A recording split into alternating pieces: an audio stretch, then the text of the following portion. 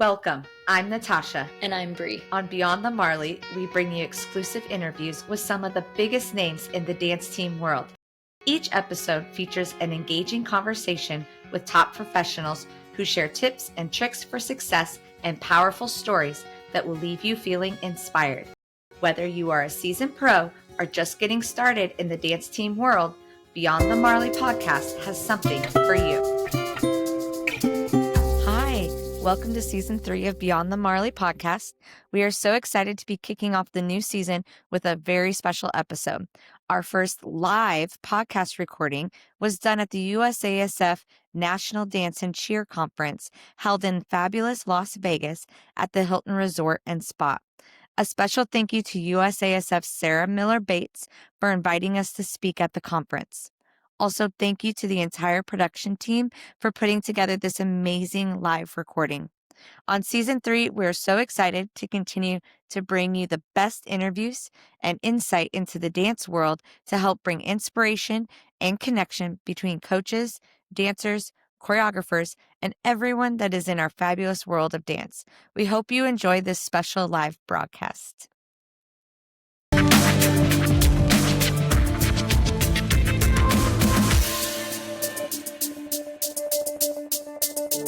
Hi, I'm Natasha, and yes, we love Beyond the Marley podcast.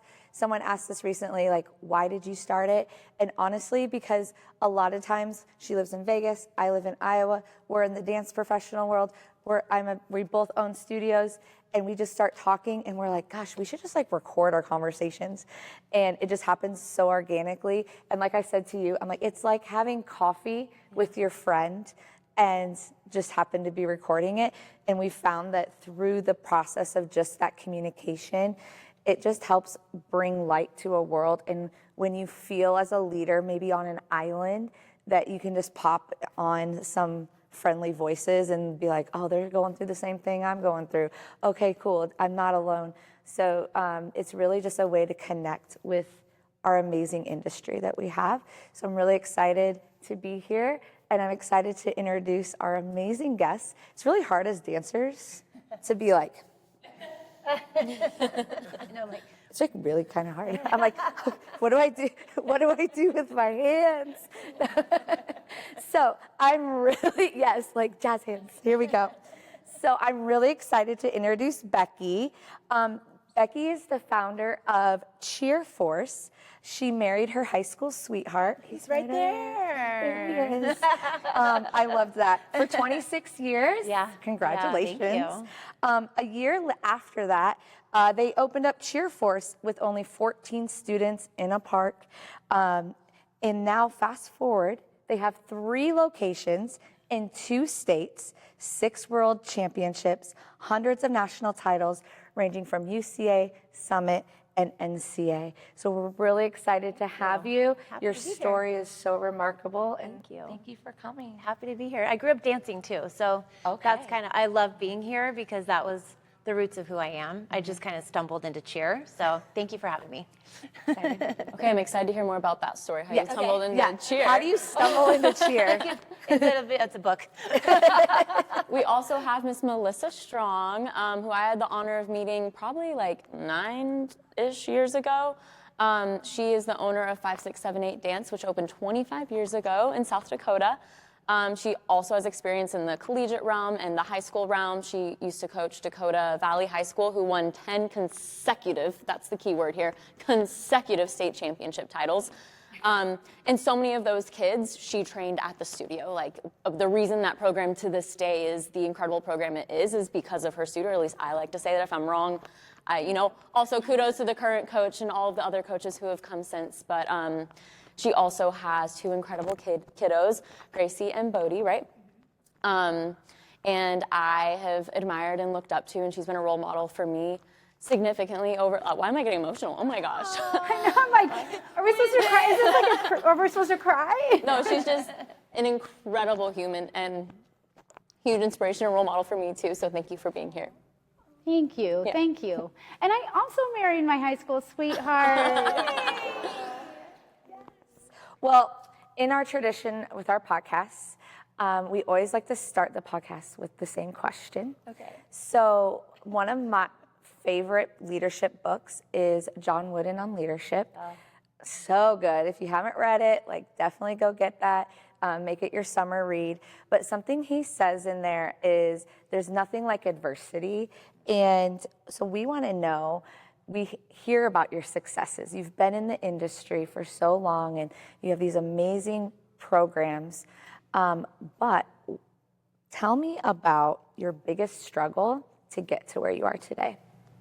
Oh, do you want to take that one first? I can, yeah, I can. I think it was the power of no for me. I was saying yes, yes, yes to everything. And I feel like I was coaching a college team, high school team, studio owner, wife, 2 kids. And it was like, I felt like I was like, everything was like piling on top. And I think when I learned to say no, then that opened up what I could get back to my studio and not to all these other things that were being thrown at me. So I think, to me, that's when I feel like I started to succeed as a studio, because I was trying to succeed in all these other things. So to me, that was kind of like a light bulb moment. No, I did that for sure. Yeah. I think for me, it's setting boundaries. Same thing, wife, mom, gym owner. My husband and I started the gym together, so balancing that was really hard, finding that boundary of work and personal life, work to professional life, and work to, you have to pay your bill. Yes, sorry, I have, those boundaries of things have been hard to learn and just now starting to get better at. Yes. That's really interesting that both of you have a similar answer to that. The boundaries and the saying no, because that's hard, especially because you are where you are because you are such go-getters and you're very ambitious and you want to learn and you want to grow and you want to take everything you can. Yes. And yes, and it's our passion. So it's like you want to do as much as you can with it. And then my husband's back here going, this is your business. I know it's your passion, but you have to remember it's your business too. So he's like that. He's over here. You're a little reminder. Yeah. Which is actually why we brought you guys on today, because you have that good business mind. So focusing on that marketing side. Yes, today's podcast is all about marketing and making money and being a business owner. What has been, if you had to say the singular best marketing move you've made, or the biggest marketing focus for you that's helped grow your guys' programs to how incredible they are today, what would you say? That's hard to answer. Well, for us, simply, it's word of mouth. We don't focus on external marketing. I just put a couple of Facebook ads for some summer camps out, but really, truly, it's just having people that love your business and what you do and how you are for your kids. That word of mouth is the best marketing out there possible. So that's really our main focus. 100%. Yeah, 100%. And we are the only all-star program in our area. So also that's huge marketing, because I can market the safe sport, the background checks, all of that that USASF offers. The traditional studios that are surrounding us don't offer that. So that's huge marketing for us. But yeah, I don't have this big budget for marketing. No. We don't, it's word of mouth because of what you stand for in your studio and your culture in your studio, and then your parents and your kids, No, and the greatest thing is these Facebook groups, these mom groups, they can be great, they can be awful, but the cool thing is the moms in our community, they'll tag me. If somebody asks, hey, I'm looking for a cheer program for my 5-year-old, I'll get tagged. So just being available in the community and stuff has been awesome. Okay. Something you said is that you're the only all-star studio in your area. Why did you, way back when, say, I'm going to do this thing called all-star, and everybody in your community is going, what's that? Because I have a similar feeling with that, and I think around our USASF and around our communities, or people that are like, hey, I kind of see this all-star thing. What is that? And how do I do that? So what made you decide all-star?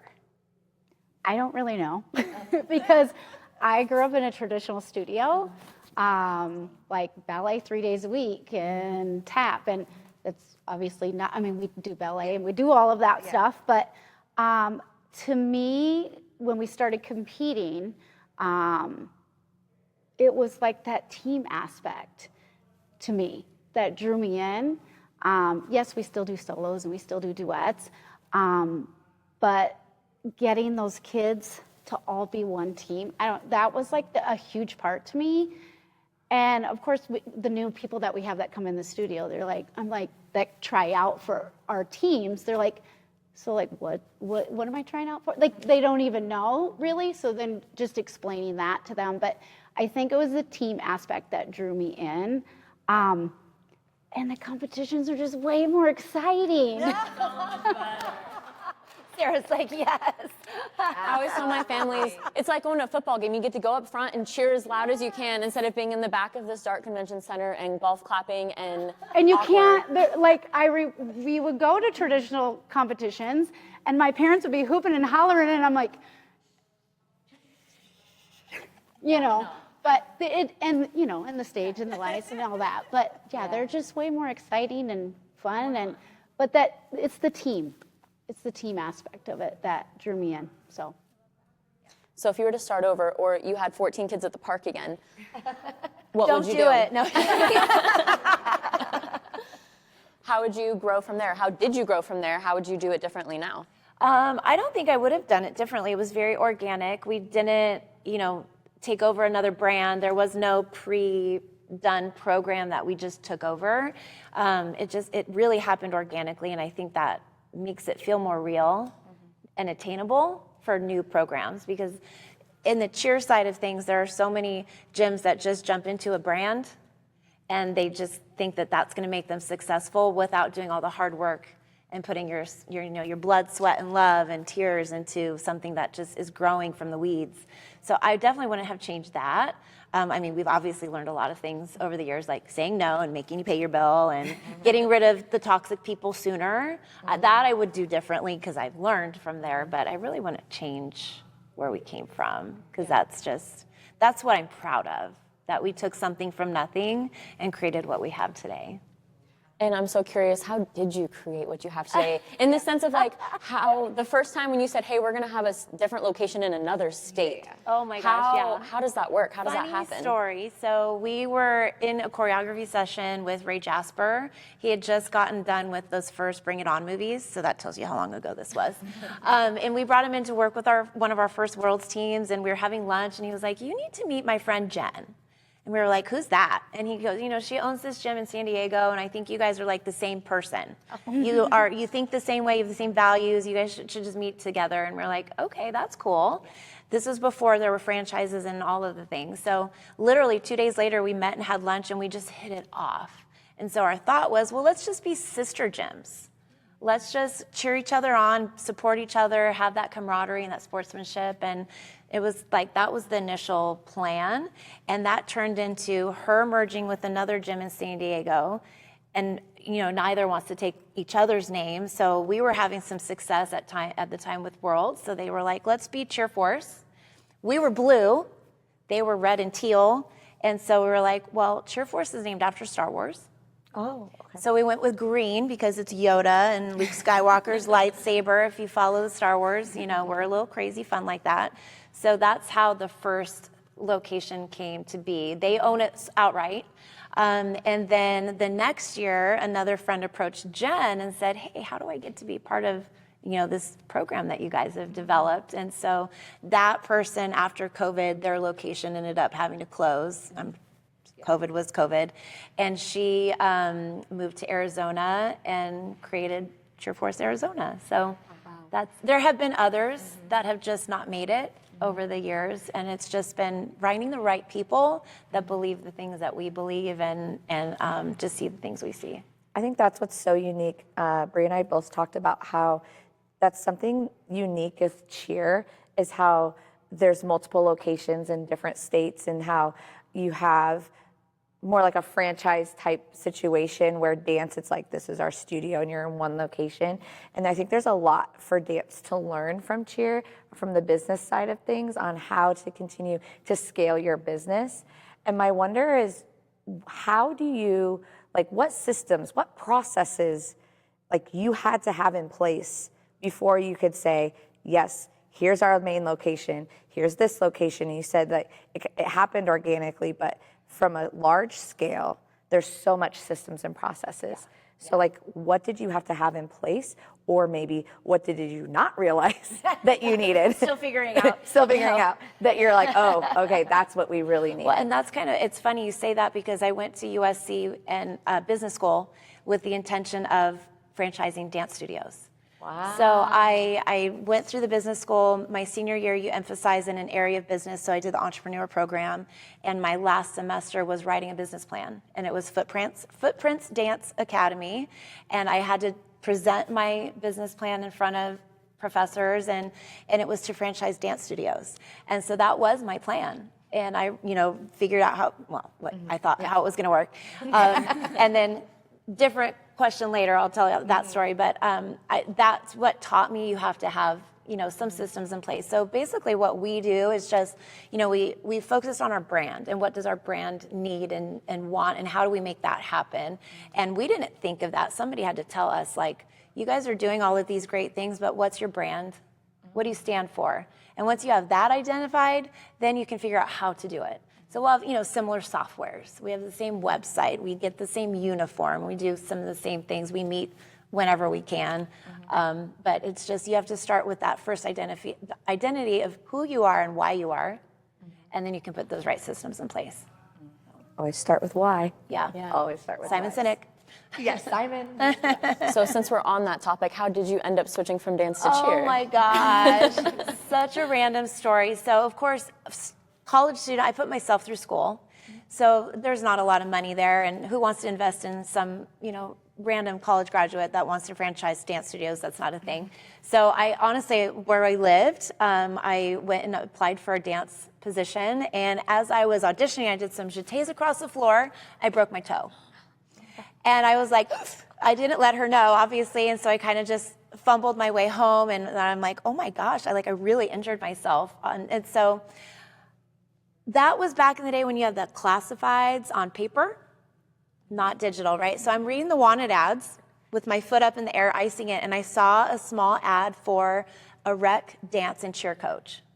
And I thought, okay, well, I know dance. I know enough about cheer. I did it in high school. Let me just apply for a job. I'll take any job at this point.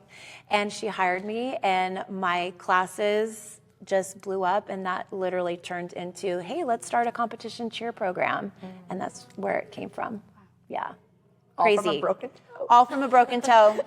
Don't land on your happens toe for in a a reason. jeté. Everything Wrong happens for a jeté, reason. bad. Yes. Yeah. Go figure. So yeah.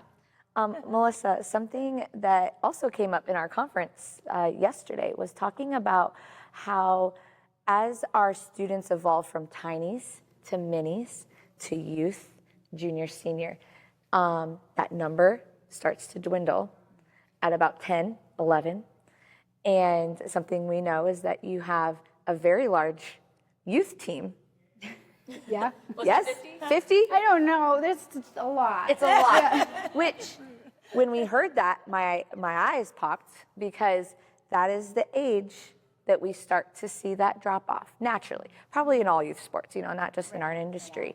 But you're clearly doing something right, that your students are continuing through those tend to be the drop off years. What do you think that is about your program that keeps them in? I will say, well, this year, because last year we only had 13 minis, and this year we have 19. Youth, we have a huge rec program, and I think that was our growth this year, is our rec kids saw, we always try and showcase them, just so the parents can see, this is what we do in All-Star, because I will say 75% of our kids are our rec program, where they just come once a week for classes. So I think more and more of them are seeing the growth our dancers are getting, how fun it is, that team side of it. And when they're trying to decide, especially at that age, am I going to go to volleyball? Am I going to go? I think it was just this year was the year that more of them wanted to come to the dance side and go away from their other sports. But a lot of our kids, we call them new kids, even though they're not really new because they were still in the studio, were our rec kids that are wanting to try All-Star. So to me, if you have an All-Star program, still do the rec side because, that's how you're going to bring kids in with that, once a week class. And then they see what those other kids are doing and then they want to come to that side. So that was I think our huge growth this year was from our rec kids.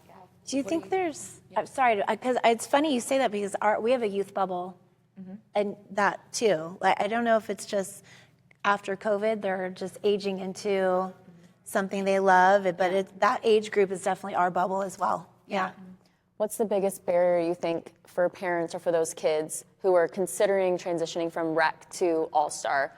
What's the biggest barrier that you have to help them overcome or get past or that holds them back from joining?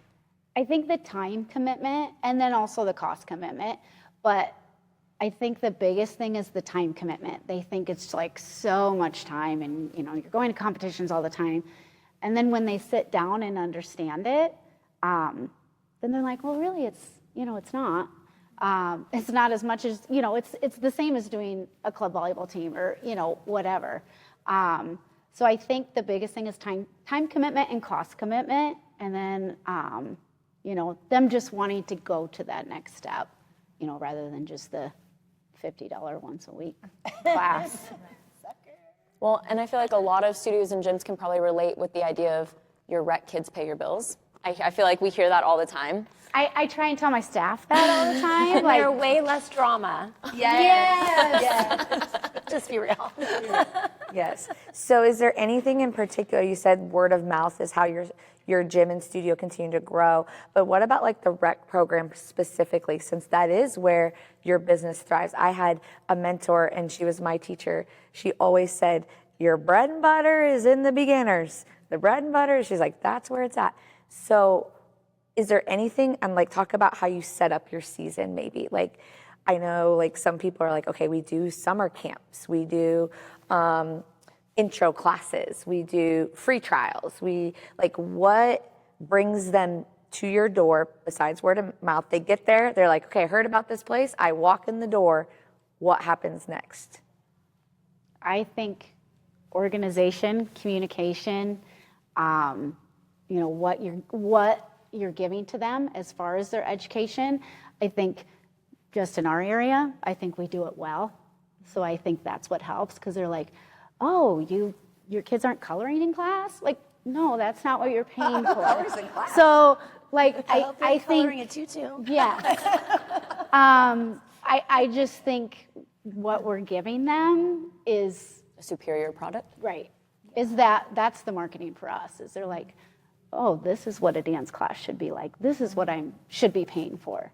Yeah. So in my area, that's the marketing. Yeah. We try to tell our staff we are Disneyland. So we're clean, we're happy, we're smiling when they walk in the door, we're organized. That's a huge part of what sets you apart from some of the dirtier competitors, I guess, so to speak. Yeah. But yeah, the experience, We're Disneyland? Yeah. Yeah. So if you've ever been to Disneyland, it was every 20 feet there's a trash can. So there's just always, it's the little weird things. I remember sitting in a conference once and a gym owner said she always has a cookie smelling candle burning. So it smells like home when you walk in. So I am obsessed with Bath and Body Works. My staff, all my kids know it. I always get gift cards or candles for my whatever gifts. I always have a candle burning. So it smells homey and comfortable and like this is meant to be our space. So what do you do when you have a staff that isn't Disneyland? Well, now I've learned to get rid of them. They go to Six Flags.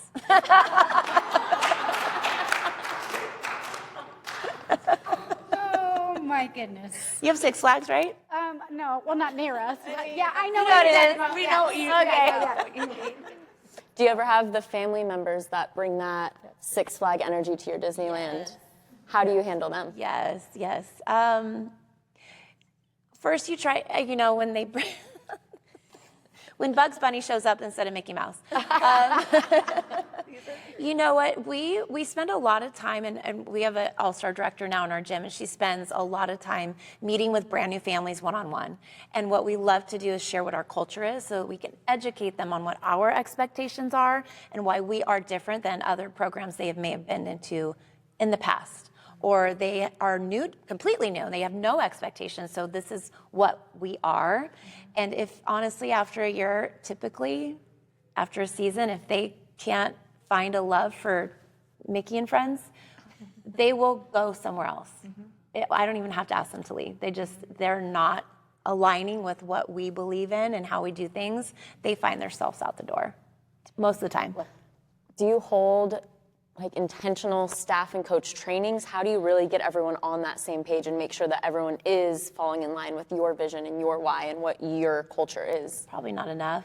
I think what we're blessed with is, having been around for 25 years, a lot of our staff grew up in our program. So they know our culture, they know our philosophy, they know who I am and to my core, and they have stayed because that's what they identify as well. So, but probably not enough. Yes, it's always never enough, Yeah. right? Yes, but agree. Like a lot of, the two staff members, there's two here that did not grow up, but they've been with me forever. But a lot of my teachers, are past students because, they like what you stand for, they know what you stand for, and You're home. yeah. So you talked about they see themselves out the door, and I think a fear that studio owners can have is that out the door, I see that number going, or it's a new season, and okay, here's where our number is, okay, here's registration, and there's that fear of that scarcity mindset that we can get into. Very easy, right? It's what pays your bills. You have a family, you have the things that you have to pay for, and so when you see those people leave, I think the biggest thing that as a studio owner to learn is that hard lesson of letting them leave. So talk about when you were first starting and you had those first students or families leave, what did you have to shift in your own mindset to be able to say, and I'm serving the next people and we're continuing to grow? It's getting thicker skin. That my skin was transparent when we started. It's still hard, but it's that quote, let them. Right? You have to let them go.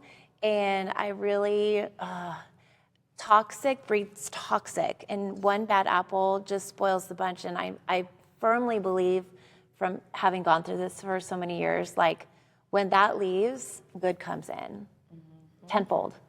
So yes, it's scary to see dollars walk out the door, but if you're doing things the right way, more will come in. The right shade of green. Right.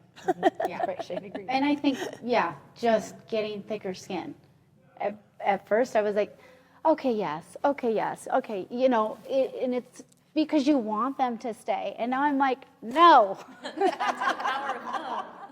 This is how I'm doing it. And no, it's my decision. And that's a hard thing, I think, when you're first starting out, is because you want to please everyone. And that it doesn't work. It doesn't work, and to be successful, you can't be a yes man all the time. You just can't. Is that a girl thing? Maybe. The people pleasing maybe? Yeah. So it's one thing to have a family and, they walk out the door because they're not aligning. Have you ever had an experience where you've had pushback or butt heads with an employee, and maybe it's a head coach or even someone who has been an old athlete and has been around for a while? Always. Lots. Lots, but I think that you have a discussion, or you try to come to a compromise. I'm huge on compromising, maybe too much. Maybe I know I need to be a more boss.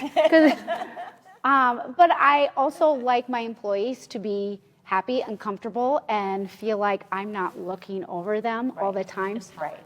Yes. Yeah. So I do like to compromise. Like I said, sometimes maybe too much, but I think we do a really good job at, trying to keep, like trying to stay in agreement, but like know what's right for the team or for the kid or whatever we're, Yeah, at the end of the day, I think all of our staff knows we're here for the kids. And if what they're doing is not serving that, then we need to have a tough discussion and find, what suits them best. I've never had to get rid of someone who's grown through the program.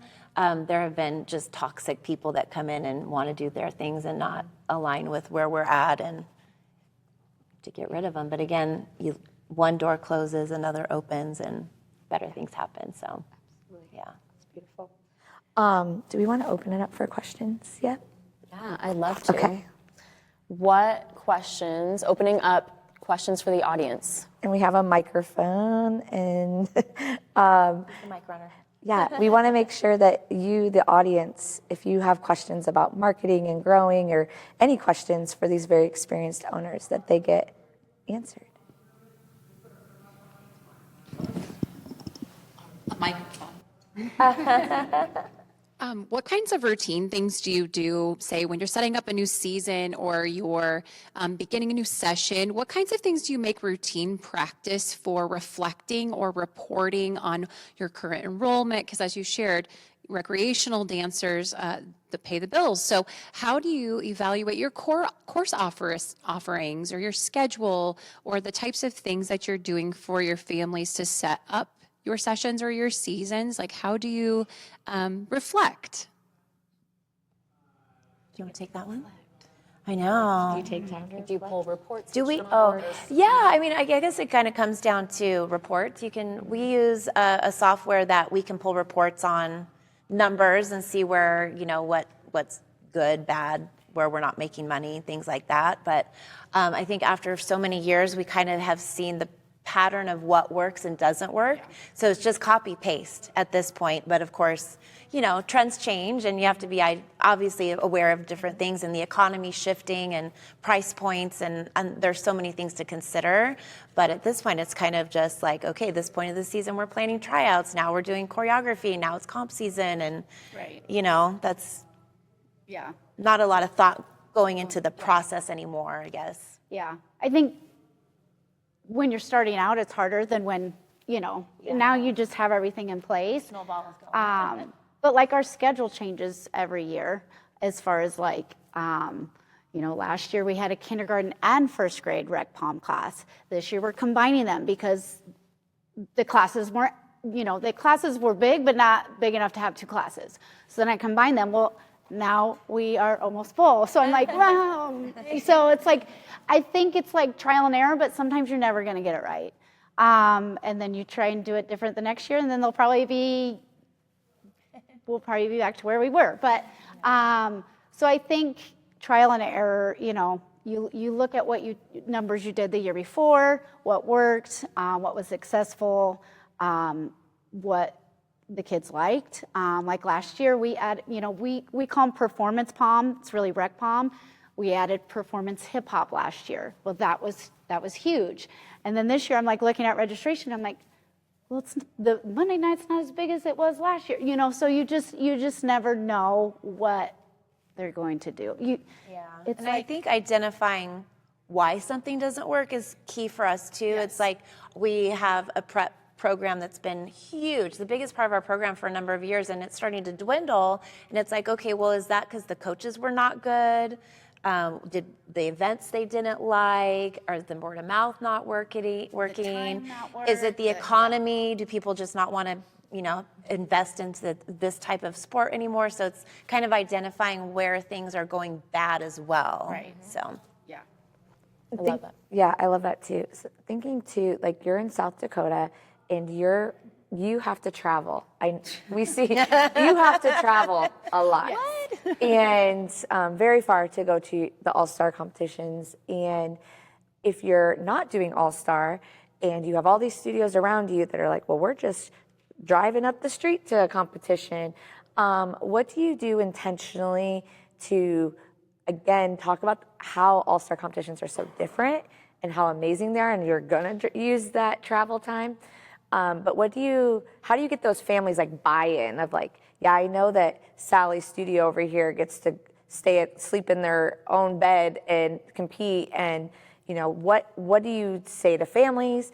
How do you just continue to build that all-star brand and why it is so special, and having that buy-in of like, I need you to hop on a plane to Chicago or drive to Chicago. I met some of your families, they're like, yeah, we drove. I'm like, wow. Go you. We do, Sioux Falls has a lot of competitions, and they're like an hour north of us. So that's drivable. There's some that are drivable. Our younger kids, we don't travel as much. So that helps. But we had, 5 students come from one of the traditional studios in town this year.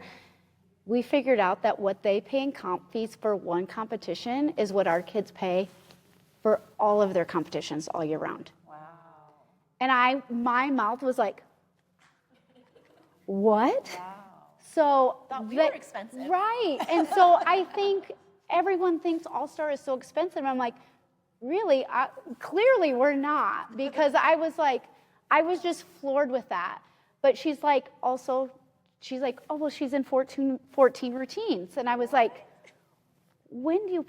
how? So, yes.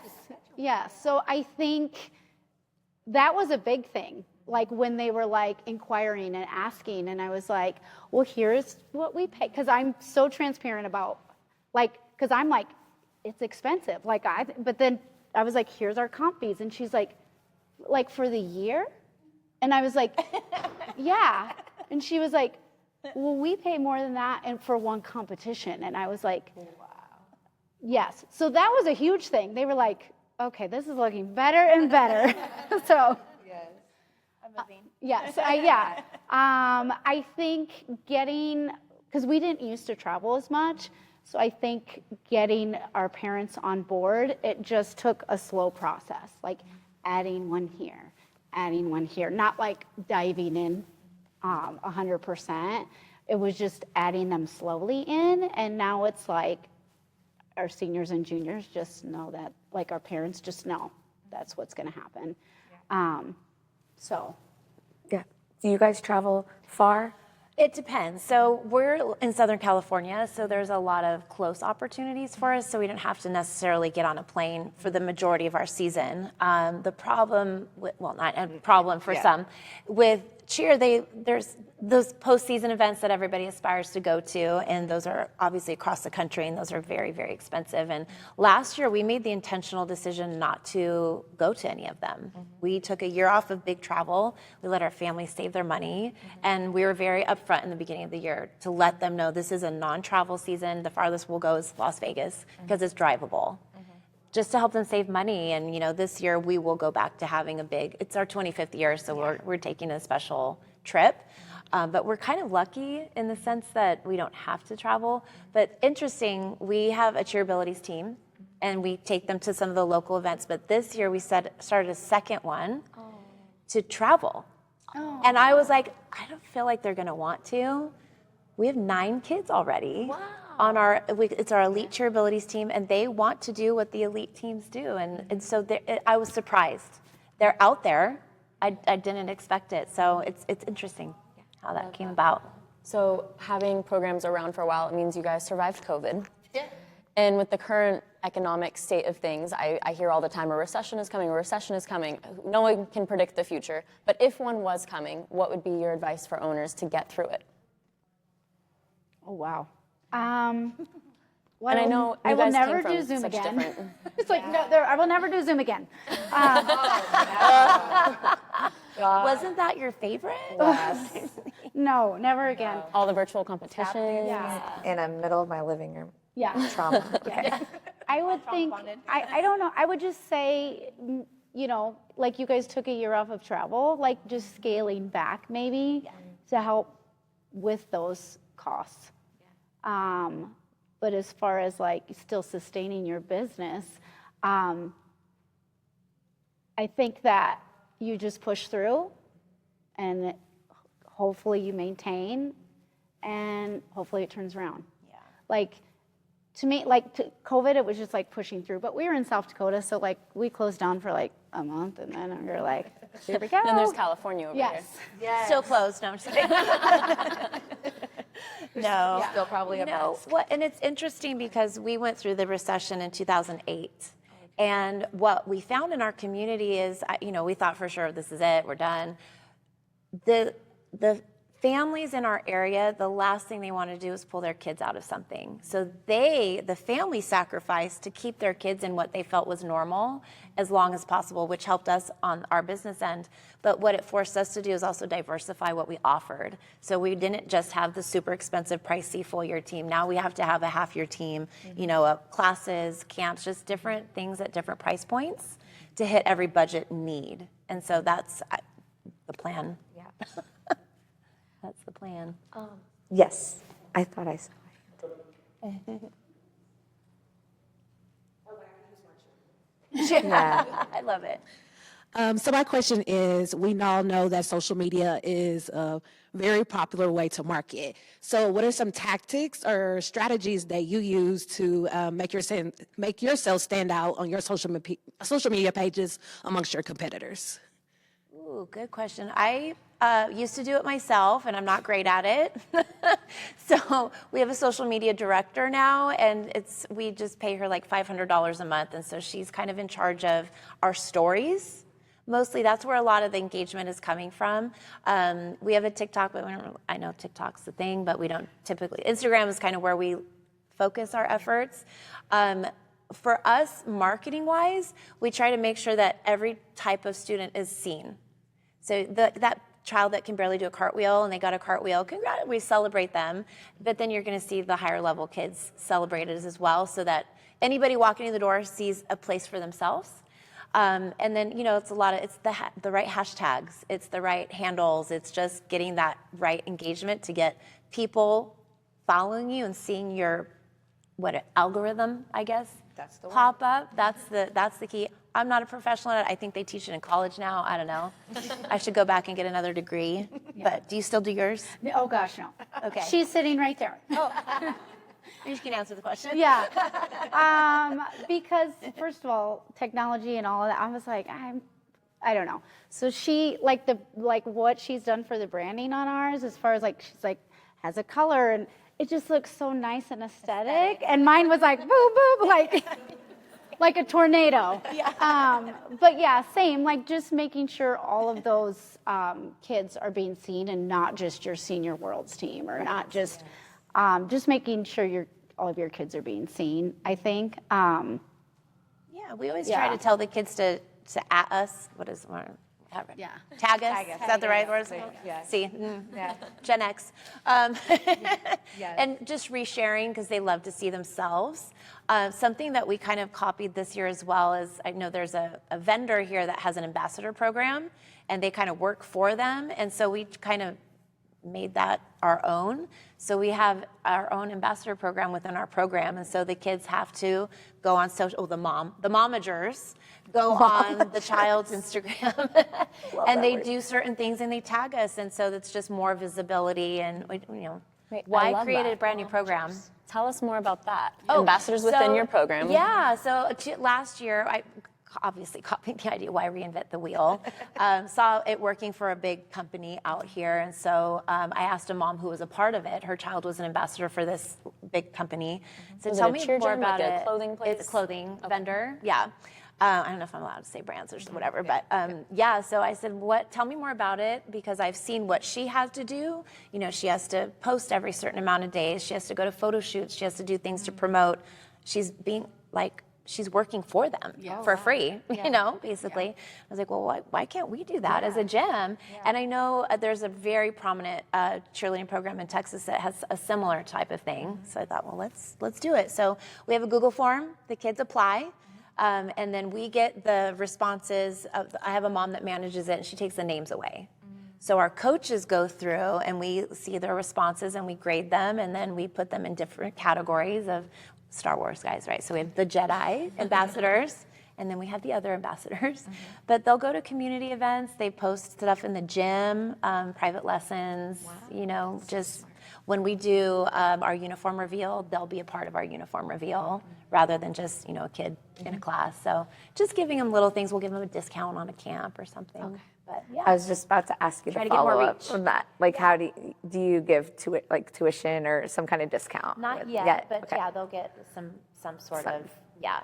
For them, it's just Getting to do that. yeah, Do the you have attention. a junior coach program, and is that something separate from that, or are they interconnected at all? Yeah, it's totally separate. We have a same thing. They have a form stack they have to fill out and apply. They have to be at least 11, and we get so many every year. They just want to learn to coach, and you know, they probably had their own junior coach that they looked up to, so they get excited when they get to do that themselves. And we'll assign them to novice teams, prep teams, elite teams, depending on their age, as needed. But yeah, we love our junior coaches. Melissa, They're do you the have any future. type of like junior coach program? We have, we call them assistants, and they start at 7th grade. We start them at, like, they can, you know, they can sign up at 7th grade. And it used to be like we would have all high school kids, but they're so busy now. So then that's why we kind of pushed it down to 7th grade, because they are so eager to be in those classes and assisting. And they're always like the best assistants because they're so hands-on. And but yeah, we love our assistant teachers. Sponges. Yeah. Eager to please. Yeah. It's also really important, like building that culture, and another way to have the younger ones see the older ones and then aspire to be that. So then that keeps them growing as well. So I mean, that's how I started dancing. Was I always had to choose between gymnastics and dance, and my gymnastics teacher was the studio owner, and she wanted me to do dance, and I said I can't, because that means I have to quit gymnastics. And she said, well, what if we have you start teaching, and that can pay for your dance classes? And so, and the rest is history. Like, now this is my entire career, right? And so the doors that you guys are opening with those assistant programs and junior coach programs, the reach is far. You hit a nerve on that one. Yeah, same. Yeah. Yeah, that's how my first dance teacher worked out of her garage, and it was like $40 a month. And once I started, I was like 8 when I started, and my mom and dad couldn't afford it anymore, and they told her, you know, to, pull her out of your program, and she refused, and she gave me a job, and I assisted the class after mine, and I've worked for everything I've had ever since. She changed the direction of my life forever. I have a similar story, same pathway. Yeah. Wants to do a research study on that, but same thing. Just my dance teacher we couldn't afford it, and actually in college, my Saturdays were devoted to assisting and teaching on Saturdays. It was the only day I could do it, and so 8 a.m. until 3 p.m. nonstop doing classes, and that was my job as well. So You're my people. you're the same people. To go back to your question too, we have a marketing person that works with our studio, and something that she does really well is looking at the analytics within Meta is really helpful, because as our Instagrams are great, who's looking at the Instagrams tend to be more of the younger generation versus Facebook. Facebook still exists for the more elite generation. As I like to say, the older generation is still on Facebook. The moms are on Facebook. So just making sure that you're cross-posting, because that's where the people that are going to put their children in, that's where they're at. And so just having the time to look at the analytics, or having someone, and maybe you can't afford right now to have somebody every single month pay them to do that, you at least could maybe do a one-time, like, can you look through this, tell me what I need to focus on, where do I need to focus on? Also, it comes down to what time to focus, like what time to make your posts and things like that is really helpful as well for your social media. Yeah, and going off that too, she was saying Facebook is a better spot for her demographic than Instagram. Google's a great spot too. Our studio, we do pay for ads, and we've learned that our ad spend is best utilized on Google. That's where we get the most links, that's where we get the most leads and clicks is Google, because people Google cheer, dance, or not cheer, we don't do cheer. Dance, gymnastics, Las Vegas, and paying for our name to pop up top, especially because we are new and we haven't been around 20, 30, 40 years. That's been our biggest return on what we spend is Google. Again, that's where us old people live. Yeah. Now, I feel like we need to start paying for ads on ChatGPT, right? Because that's the next generation of Google. Can we have a class after that? Yes. Wow, that is my new, who needs an assistant? ChatGPT. Yes. Is there any other questions?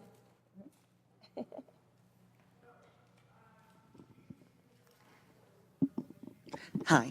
What is your monthly expenditure on advertising, marketing, or annually? And also, have you ever poured yourself into some concept of advertising or marketing that you wish you had not, and you never will get that time back? I think for us, it's we don't have a set budget. It's just, and I probably do this wrong. I'm probably not the right person to ask for this. I was gonna say, I don't know. Yeah, I mean, social media is where it is for us because everything is so word of mouth. So I'll do like Facebook ads and just kind of try and highlight certain programs or our brand as a whole. It kind of depends on what we're trying to get customers to. But I'll, a few $100s here and there. But I'll put like a deadline. I don't do a constant ongoing ad. I just do like sections of it when needed. I'm probably not the right person to answer this question in a helpful way. I know. And my husband would be like, what is your budget? Yeah. I don't know. To me, if I think it's going to be worthwhile, and I think, and I shouldn't, because now I'm thinking, well, what do I do?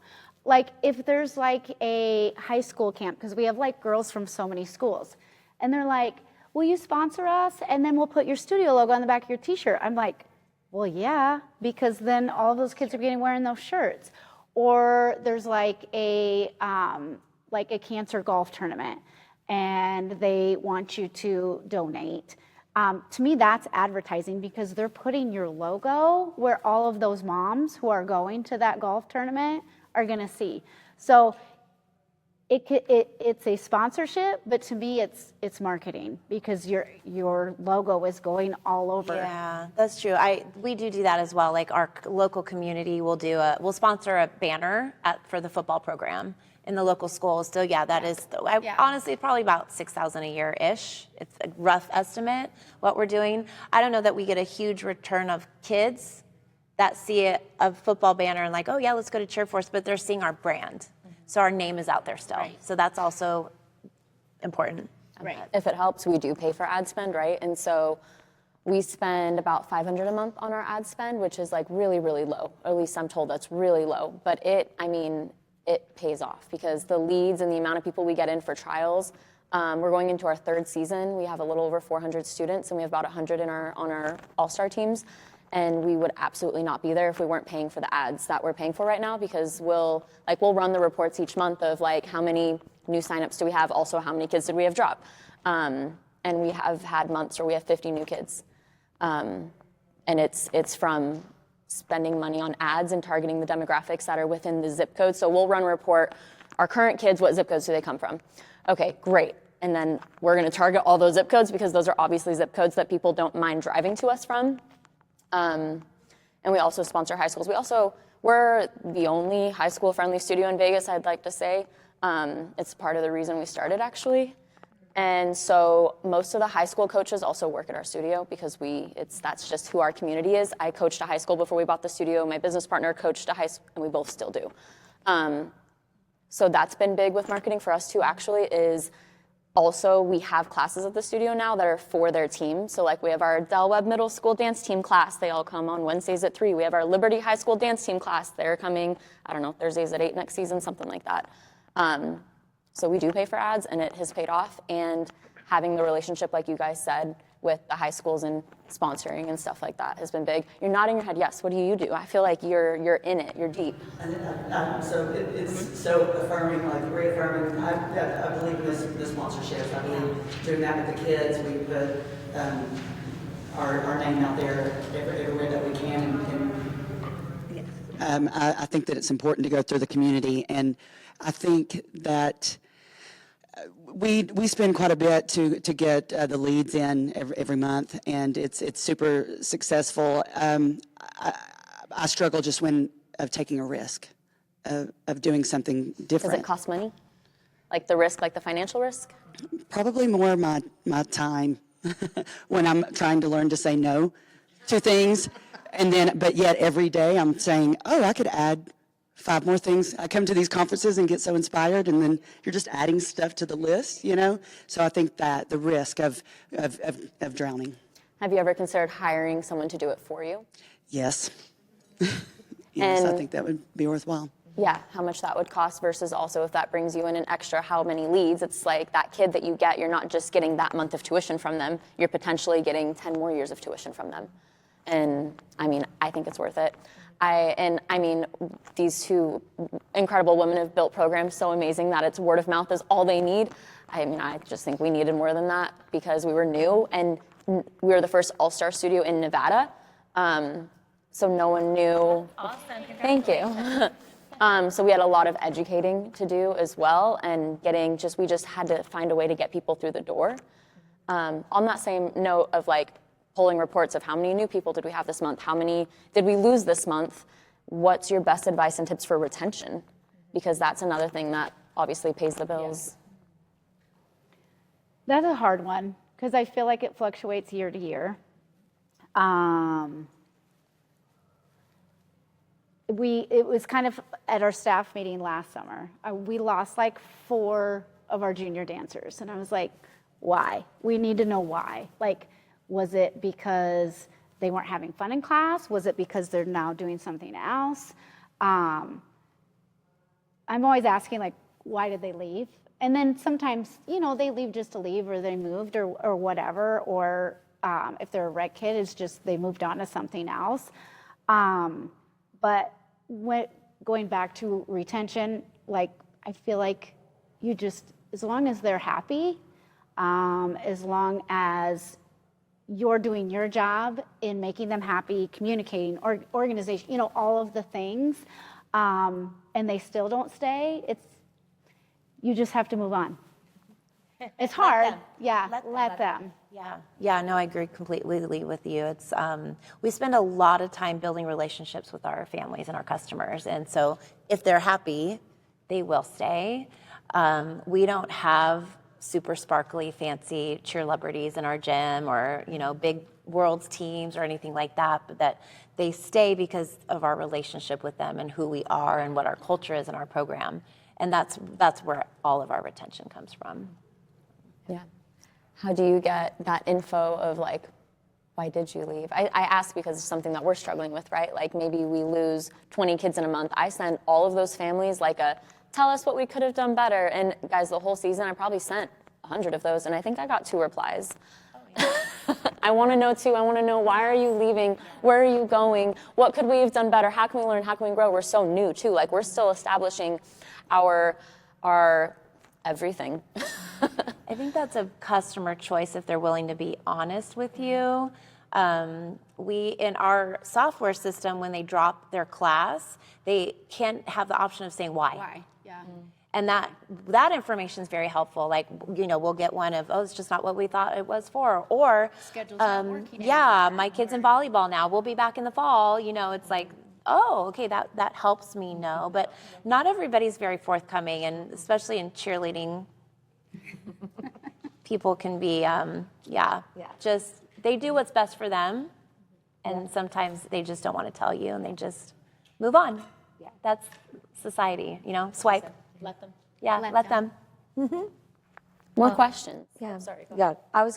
I wanted to come back to with being new and having to get people in the door, and something that we hired a marketing director who was actually a mom that we didn't even know she did this, and then she's been the best thing ever. So sometimes just looking into your parents and like what do they do for their jobs can really help that. But something she's really big on is ROI, return of investment. So before I go, hey, the local whatever, like professional baseball team wants us to do this big thing and sponsor their game, do you think we should do it? before throwing the money out, she goes through and says, here's the reasons yes, here's the many reasons no. We did not do that one. We did not do that one. Not the many. Not the many. But all with that said, we do summer parades. And she goes, instead of throwing out candy, we made coupons that said, come take a free class. We stuck a glow stick to it. Boom. We had moms and dads, because like the kids will just like hand them to anyone. But I have specific moms and dads that volunteer. They want to be in the parade, and they walk and they hand those coupons out. We did do a little booth and performed at that baseball game. Same thing, handed the glow sticks out that had that. And one of the moms was like, there's an old lady, like grandma. And I was like, they pay bills. Give it to the grandmas. Yeah. Find those grandmas. Yeah. So just being strategic on what you're doing within your community, what you are giving. Yes, having those logos, having that brand awareness, but really having before saying yes, what is the return of investment going to be? And as a smaller, newer studio, like those are conversations you have to have, because you don't want to just go and donate $500 and then be like, well, we got nothing out of that other than like they saw our logo. So just like making sure that you're really being intentional is what I wanted to say back. Yeah, I think for myself, I'm like, okay, how much I'm spending? Am I going to get at least one student from this ad? It's paid for itself. Yeah. That's kind of my rationale. Yes. Before I click yes. And husband's like, you have to spend money to make money. I know. I wish I didn't have to. Any other questions? Behind, he has to hand you that. There he goes. So I also have a newer all-star studio in Arizona, and thank you. And in our area, there's lots of other traditional dance studios, but we're the only all-star studio, and we've had a lot of success in our older high school level teams because they're really interested in the dance team world and they're really excited about all of that stuff. We have lots of high school coach connections. But other than, you guys have given some great tips, but any other advice specifically on how to bring those littles into the all-star world and like how to get them to choose our all-star studio when we're surrounded by so many other traditional studios that have a great history and are amazing, but we want to get them into this all-star space. This is your lane. There you go. Yeah.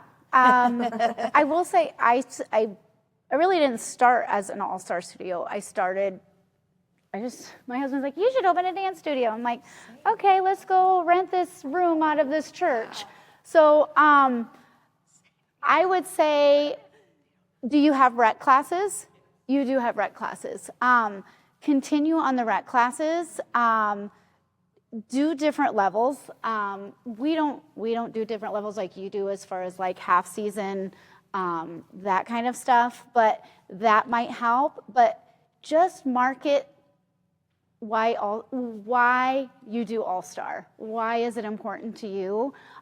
What All-Star offers, what the membership offers, what they're getting out of it. Sorry, go ahead. Have you ever done a camp where your all-star dancers are bringing in and recruiting littles and teaching them? We're slowly growing. Like I can tell that like even this summer, like we've had a lot more of like 10 and 11 and but wanting to get those like really young dancers in. And I think obviously like as we build, like get more established and become more known in the area, like people are gonna choose us more. But I think just trying to get those like fresh dancers and not just dancers who like are learning about the dance team world and learning about like POM and all of that, wanting to come and make that switch, but wanting to like get them early and getting that like early. But I do think like the camps have really helped a lot. And have them perform at like halftime. So yeah, I think just so parents that aren't familiar with All-Star can see, you know, because there is a difference. Yeah, right? I think in the like traditional versus we that. have like our younger all-star teams perform at the games, but I do think having some like performance teams that don't travel as much, don't have to have as big of a commitment for those younger kids would be really helpful. Yeah, I had two things that came to mind. One was post your younger dancers more, because if that's who you want, that's what you need to show that you offer. And then second, kind of exactly what you were just saying on the idea of making sure there's a lower commitment option for your tinies. Our tiny coach actually, last year was our first year of All-Star. We were like open 1 year, and then last year we did All-Star, and we're going into our second All-Star season. And our tiny coach came to us and was like, hey, listen, our tinies don't want to do all this extra stuff that you're trying to add on for your All-Star teams. And like, she had a conversation with our tiny parents, and she presented to us, like, can they just do 2 or 3 competitions? Can they just do 2 routines? Can their practice hours be less? That's what these parents want. And we were like, yes, thank you for talking to those parents and seeing what aligns with what they want for this age group, and we can absolutely do that. Because they didn't want to do, they're little. Yeah, and I think tinies are also, like, little. we have to travel a lot for competitions for Arizona. Like, there's not a lot of competitions that come to Arizona. Like, we have a few regionals, but all of the big events are in California or Las Vegas. So I think that would be, like, very beneficial for sure. Yeah. And so our tinies actually, I think, are only doing 2 competitions and then like 2 performances. And so that helps them too. Yeah. Because then it's free to do the performance. Start less when they're little, especially if you want to get them in. Don't throw them in and expect them to go to all these places, because it might overwhelm them. But also take them to a traditional competition and have them compete, because sometimes when they, like those other studios, those other parents, they don't know what pom is, and they see that, and then their kid's like, well, I want to hold pom-poms, I want to dance with pom-poms. Like, you may, because you're going to have more traditional competitions in your area, maybe just throw them into one traditional studio that's comp. great advice. We were looking at some of those for, like, when we're looking at our competition schedule, so that's definitely a good affirmation to hear that that's a good choice. And I wanted to add to something that we started was we have our performance team, which is like what you get them started in, like you were discussing, and then where do they go next? They don't always want to just take the big jump in. So then we created also what we call Intro to All-Stars half-year team. They do 1 routine. They're typically in the novice. They do 1 competition. We call it the toe dip. Dip your toe in the competition world. Cute. And then from there, we got them into the bigger, because then they see it, they experience it, they go, okay, if I just had this conversation with a parent that said, I wanted to see what 6 months looked like with going from 1 or 2 recital classes to the bigger commitment. And having the word commitment is just a word that we're really using a lot in our studio. But like, what does that look like? Then the parents feel less fear about a full year commitment.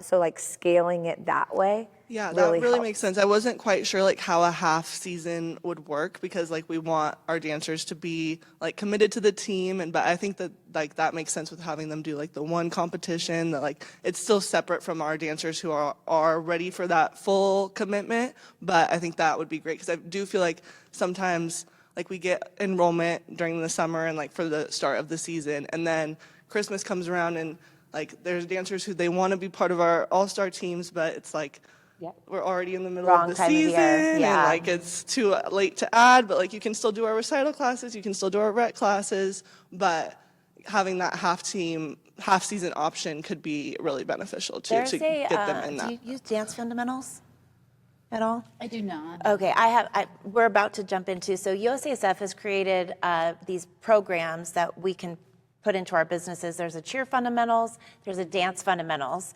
And so what we're using is to use it as a feeder into our teams. So we're gonna create a fall, it's like beginning to cheer basically, and it literally hands you the curriculum. You just have to insert a coach, get some kids, and you're great. And we're gonna do like an 8-week program that just so happens to end right when our half-year team is starting.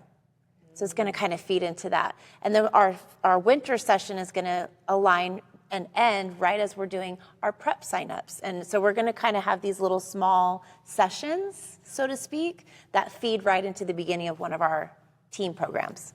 Yeah, that's great. I like Yeah, those, and like, it's literally, session the ideas, curriculum too. is all laid out for you. You don't even have to think. I do, like, new POM teachers, I will send, I'll be like, go to. Use this. Use, I mean, if you want, like, ideas and stuff like that, yeah. For half season, I liked the idea of it. It was 1 hour a week, 1 competition, 1 costume, 1 routine, $100 a month. And I think that $100 included their competition entrance at the end of like May or whatever it was. But that's something that we're gonna try this year. Yeah, we found great success. We did it for the first year last year, and then we put out enrollment very early for it because after recital, we had in our program like intro to All Stars, be on the lookout. And then we did what was a interest form. Like you don't have to have the whole packet ready because that feels overwhelming as a like recital and like have a whole packet ready. But just like be the first to find out about the information, and it exploded on how many people were interested. Then when you're ready to release that packet, you then send it to those people that already had that interest and then continue to market that. I love that idea of like from the fall, just so happens. Now it's, just work backwards. Yeah, work backwards, backward design on that. But it will come. And yeah, just that one little thing is so helpful. Yeah, thank you so much. All right. Any other questions? Yes. Reach out if you need to. Does anyone have any other questions? No. It's the husband. So from the strong, successful business owner women here with dance studios, cheer gyms, and this is where they're going to go drag their spouse out of the other room, make them listen to this podcast. What do they need to know, spouses, that you would need? What is a spouse? How can they support you? Oh. Have a bath ready at night. Have my dinner ready. Full bottle of wine. Yeah, Ooh, that's so good. Bartend. I'll let you guys go first. You know what? My husband's he would never be sitting here. He would be like interested and ask, but I think the biggest thing for me is just be there when I need an ear and be quiet when I don't need your advice. Because sometimes, I mean, just listen when I need you to listen and don't try and fix it because he tries to fix it. I'm like, yeah, you don't know anything about that. So that would be my biggest advice is listen when we want you to listen. Don't get advice if we don't want you to give advice. But they always give great advice, but sometimes I don't want it. Some we don't want to hear it. No, I just want to fuss. Yes. Yeah. I just want to vent, just listen. Yeah. And now I think we've been married 27 years. I think he's kind of figured it out. Because I'll come home 9:30 p.m. and he'll just be sitting there and always has dinner ready because I don't cook, he cooks. So yes, also cook. Did we marry the same person? We might have. I don't cook. I'm just not a good cook, and he's a good cook. But also, when am I going to cook? Well, that's the thing. Our lifestyles are so different. Like growing up in a studio, I never had dinner. What's dinner? Yeah. You just, your mom drops off a boboli with some melted cheese on it. And do you remember the bobolis? Pre-made dinner, pizzas. Anyway, there is no normal hour in our world. Cheer gym, dance studio, either way. It's just, that's not normal. Right. Our normal is that. Yes. That is what our normal is. So yeah. I think he can gauge it when I walk in the door. Like, does she want to talk about something or does she need a moment? So. And I feel like you guys, you and your husband, also are owners in you and I actually had a conversation way back in Chicago because I sat next to you and I'm like, so you're married and you own the business. Tell me more. That's hard. It's really hard.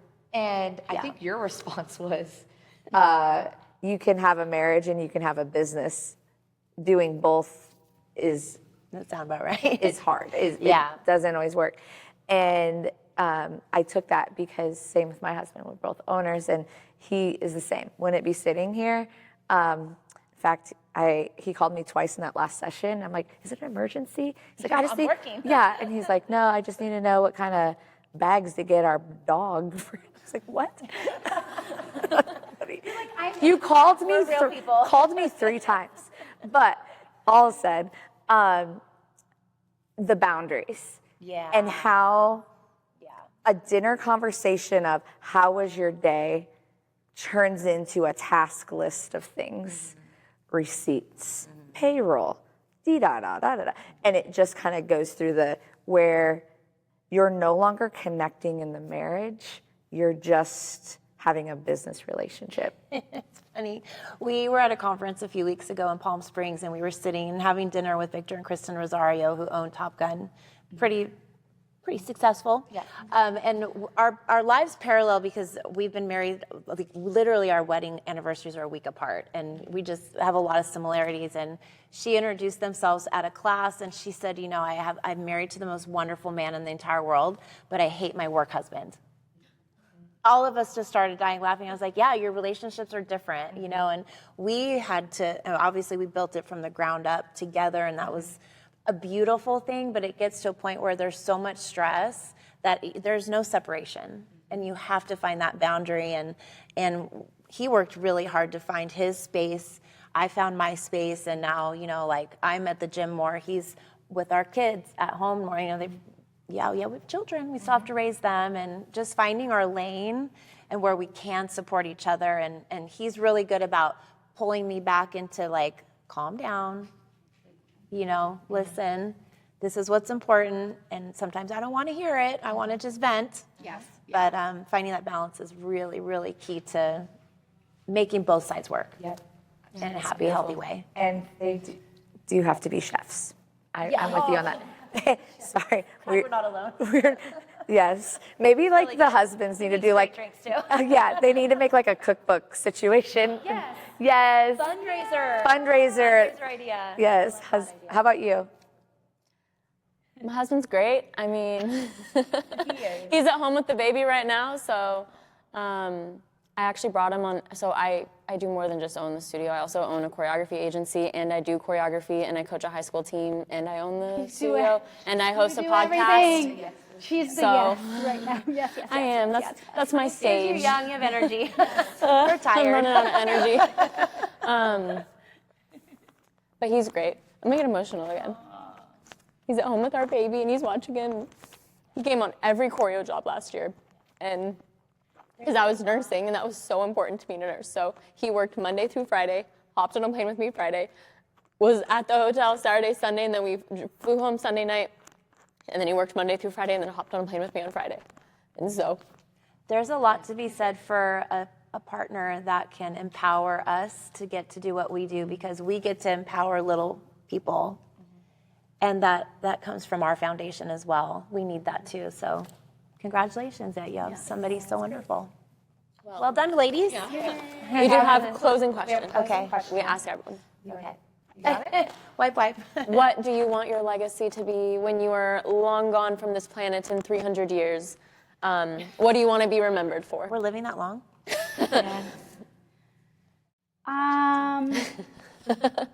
We're all robots. I don't know. I think for me, gosh, that's a hard question, because you want to be remembered for a lot of things.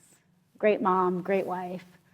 As far as the studio part of it, don't look at me. It's our passion projects. I know. I just seeing the kids that have graduated, that have, like, now I'm getting their kids, and to me that's huge. Like, I clearly did something right with them for them to want to bring their kids back to me. So, dear Lord, I don't cry. You got the grandbabies. They're like your grandbabies because they're like your kids, and now it's your kids' kids. So, like, I feel like, to me, that says something. Like, I must have done something right along the way for them to be like, I'm now trusting my kid with you. I don't know. So to me, it's just like instilling in these kids that is more than dance. It's way more than that, right? What we're teaching them, they're going, like, how many of them are going to go on to be dance professionals, studio owners? It's a small percentage, right? So I had one, we have a family that had 3 girls. Their oldest girl went to med school.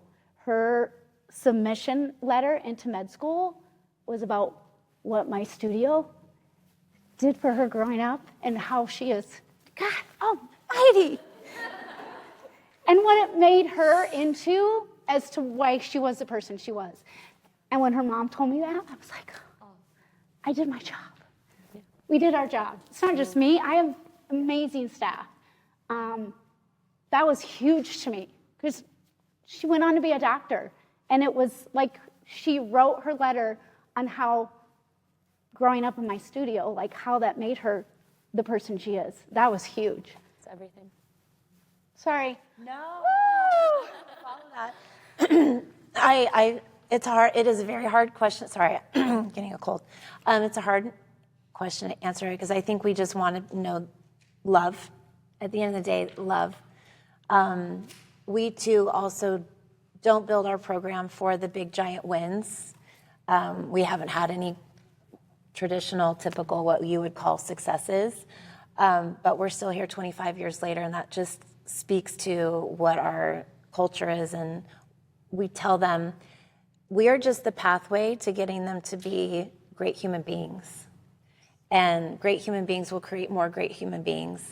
And sad story, there was one of our San Diego location had an athlete that had moved away, but had been through our program, and we're all on the same page, and she took her life.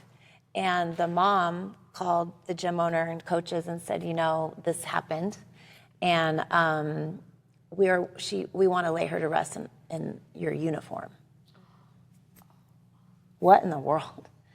Like, that to me, and I barely knew the girl. I interacted with her a couple times, but to know the culture that we have, that we're spreading the love out there, that meant so much to her, that's her last thing on earth, like that's what you want to be remembered for. We're in a area where the Lakers are very prominent. Kobe Bryant's huge in our area, and when he tragically died, we learned a lot about the legacy he left. And it's not about the NBA wins. It was the legacy he's leaving and the sports academy that he created following his time with the Lakers. And, my husband's youngest brother was on that scene. He's a first responder.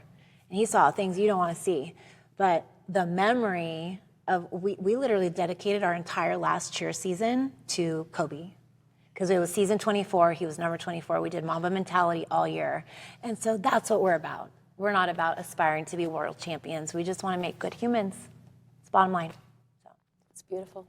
That's why you two are here on this podcast, because you inspire not only your kids, but everyone who's getting to listen to this or watch this or see you guys. So thank you for that impact, because it reaches so much further than you probably realize.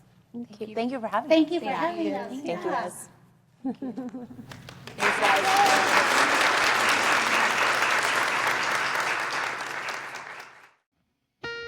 Thanks for listening to Beyond the Marley podcast. Follow us on Instagram at Beyond the Marley